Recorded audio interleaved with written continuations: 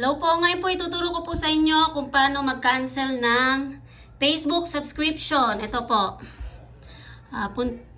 Punta lang po kayo sa Punta kayo sa Play Store. Ayan, yan po yung Play Store.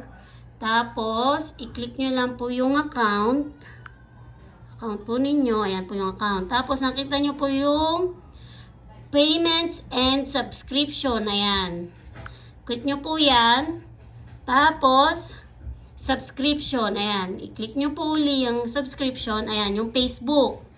Click nyo po yung Facebook. Tapos, ayan, sa baba po. Ayan, nasa baba. Cancel subscription. Click nyo po yung cancel subscription.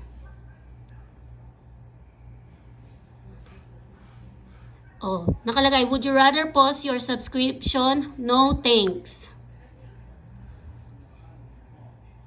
O ano daw yung dahilan bakit ika-cancel?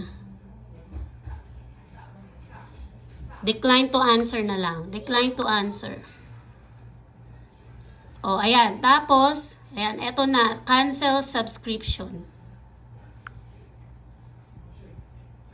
O ayan, nakalagay. Manage subscription. Facebook, canceled.